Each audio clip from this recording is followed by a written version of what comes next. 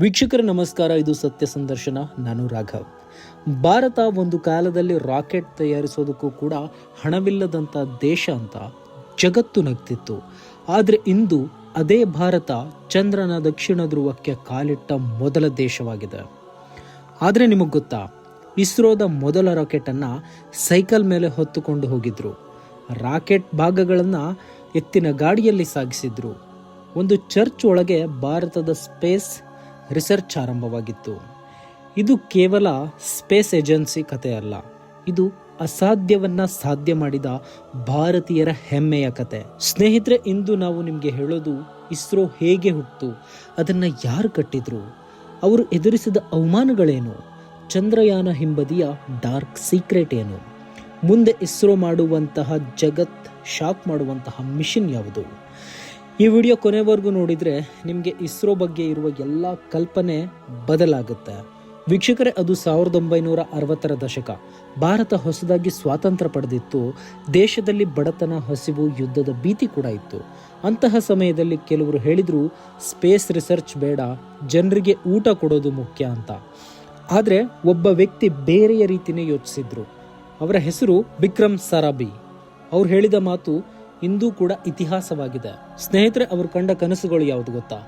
ಭಾರತೀಯ ರೈತರಿಗೆ ಉಪಗ್ರಹದ ಮೂಲಕ ಸಹಾಯ, ಹವಾಮಾನದ ಮಾಹಿತಿ, ದೂರದ ಗ್ರಾಮಗಳಿಗೆ ಶಿಕ್ಷಣ, ದೇಶವನ್ನು ತಂತ್ರಜ್ಞಾನದಲ್ಲಿ ಶಕ್ತಿಶಾಲಿ ಮಾಡುವುದು. ಆದರೆ ಅವರಿಗೆ ಹಣ ಇರಲಿಲ್ಲ, ಟೆಕ್ನಾಲಜಿ ಇರಲಿಲ್ಲ, ವಿಶ್ವಾಸವೂ ಕೂಡ ಇರಲಿಲ್ಲ. ಆದರೆ ಅವರ ಬಳಿ ಒಂದು ಜ್ವಾಲೆ ಇತ್ತು.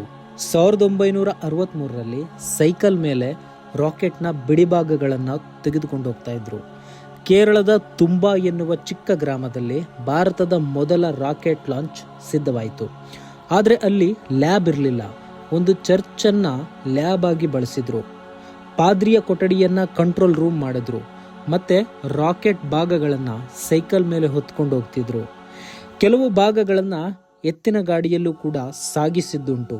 ಇಂದು ಕೋಟಿ ಮೌಲ್ಯದ ರಾಕೆಟ್ಗಳನ್ನು ಉಡಾಯಿಸುವ ಇಸ್ರೋ ಅಂದು ಹೀಗೆ ಪ್ರಾರಂಭವಾಗಿತ್ತು ಅನ್ನೋದನ್ನು ಊಹಿಸೋದಕ್ಕೂ ಕೂಡ ಸಾಧ್ಯವಾಗಲ್ಲ. ಭಾರತದಲ್ಲಿ ಇಸ್ರೋವನ್ನು ಅಧಿಕೃತವಾಗಿ ಸ್ಥಾಪನೆ ಮಾಡಿದ್ರು. ಆದರೆ ಅಲ್ಲಿಗೆ ಸಮಸ್ಯೆಗಳು ಮುಗಿಲಿಲ್ಲ. ಅಮೆರಿಕ ಮತ್ತು ಸೋವಿಯತ್ ಯೂನಿಯನ್ ಸ್ಪೇಸ್ನಲ್ಲಿ ಓಡುತ್ತಿದ್ದ ಸಮಯ ಅದು. ಭಾರತ ಇನ್ನೂ ಬೇಸಿಕ್ ಉಪಕರಣಗಳಿಗಾಗಿ ಹೋರಾಡ್ತಿತ್ತು. ವಿಕ್ರಮ್ ಸಾರಾಭಾಯಿ ಅವರ ಆಘಾತಕಾರಿ ಮರಣ. ಒಂದು ರಾತ್ರಿ ಅಕಸ್ಮಾತ್ ಆಗಿ ವಿಕ್ರಮ್ ಸಾರಾಭಾಯಿ ಅವರು ಸಾವನ್ನಪ್ಪುತ್ತಾರೆ. ಅಲ್ಲಿಗೆ ಇಸ್ರೋ ಆಲ್ಮೋಸ್ಟ್ ಕುಸಿಯುವ ಪರಿಸ್ಥಿತಿಗೆ ಬಂದಿತ್ತು. ಆದರೆ ಅಲ್ಲಿ ಒಬ್ಬ ಹೊಸ ನಾಯಕನ ಎಂಟ್ರಿ ಆಗುತ್ತೆ. ಅವರೇ ಸತೀಶ್ ಧವನ್. ಅವರು ಇಸ್ರೋಗೆ ಹೊಸ ಜೀವ ತುಂಬಿದ್ರು. ಅವರ ಲೀಡರ್ಶಿಪ್ ಎಷ್ಟು ಅದ್ಭುತ ಅಂದರೆ, ಒಮ್ಮೆ ರಾಕೆಟ್ ಫೇಲ್ ಆಯಿತು, ಅವರು ಮೀಡಿಯಾ ಮುಂದೆ ಬಂದು ಹೇಳಿದ್ರು, ಫೇಲ್ಯೂರ್ ಇಸ್ ಮೈನ್ ಅಂತ. ಮುಂದಿನ ವರ್ಷ ಮಿಷನ್ ಸಕ್ಸಸ್ ಆಯಿತು. ಆಗ ಅವರು ತಮ್ಮ ವಿಜ್ಞಾನಿಗಳನ್ನು ಮೀಡಿಯಾ ಮುಂದೆ ಕಳಿಸಿ ಪ್ರಶಂಸೆಯನ್ನು ವ್ಯಕ್ತಪಡಿಸಿದ್ರು. ಇದೀಗ ಈ ಕತೆಗೆ ಎಂಟ್ರಿ ಕೊಡೋದು APJ ಅಬ್ದುಲ್ ಕಲಾಂ ಅವರು.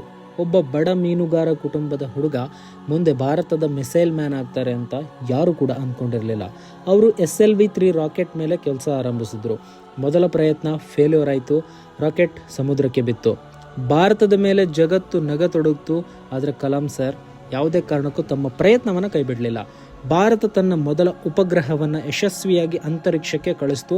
ಆ ಕ್ಷಣ ಭಾರತ ಅಫಿಷಿಯಲಿ ಸ್ಪೇಸ್ ಕ್ಲಬ್ಗೆ ಎಂಟ್ರಿ ಕೊಡ್ತು. ಇಸ್ರೋ ಘೋಷಣೆ ಮಾಡ್ತು ಚಂದ್ರಯಾನ 1 ಅಂತ. ಅನೇಕ ದೇಶಗಳು ಇದನ್ನು ಕೇಳಿ ನಗೋದಕ್ಕೆ ಆರಂಭಿಸಿದ್ವು. ಭಾರತ ಚಂದ್ರನನ್ನು ತಲುಪುತ್ತಾ ಅನ್ನುವಂತಹ ಡೌಟ್ ಎಲ್ರಿಗೂ ಇತ್ತು. ಆದರೆ ಚಂದ್ರಯಾನ 1 ಚಂದ್ರನಲ್ಲಿ ನೀರಿನ ಅಣುಗಳ ಸಾಕ್ಷಿಯನ್ನು ಕಂಡುಹಿಡಿತು. ಜಗತ್ತು ಕೂಡ ಶಾಕ್ ಆಯಿತು. ನಾಸಾ ಕೂಡ ಭಾರತದ ಡೇಟಾವನ್ನು ಮೆಚ್ಚುಗೆ ಪಡಿಸಿತ್ತು. ಇನ್ನು ಚಂದ್ರಯಾನ 2 ಫೇಲ್ಯೂರ್ ಆಯಿತು. ದೇಶದ ಕೋಟ್ಯಾಂತರ ಜನ TV ಮುಂದೆ ಕುಳಿತಿದ್ರು.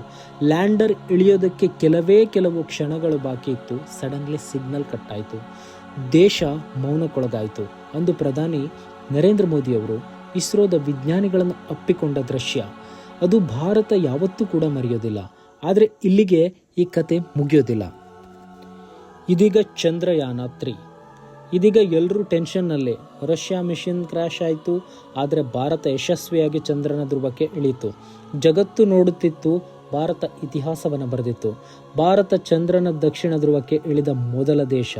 ಮೂನ್ ಲ್ಯಾಂಡಿಂಗ್ ಮಾಡಿದ 4ನೇ ದೇಶ. ಅದರಲ್ಲೂ ಕಡಿಮೆ ವೆಚ್ಚದಲ್ಲಿ, ಹಾಲಿವುಡ್ ಸಿನಿಮಾ ಬಜೆಟ್ಗಿಂತ ಕಡಿಮೆ ವೆಚ್ಚದಲ್ಲಿ ಈ ಒಂದು ಮಿಷನನ್ನು ಕಂಪ್ಲೀಟ್ ಮಾಡ್ತು ಭಾರತ. ಇಸ್ರೋ ಒಂದು ಮಿಷನ್ಗೆ ಖರ್ಚು ಮಾಡುವಂಥ ಬಜೆಟ್ ಒಂದು ಹಾಲಿವುಡ್ ಸಿನಿಮಾ ಬಜೆಟ್ಗಿಂತನೂ ಕಮ್ಮಿನೇ ಇರುತ್ತೆ.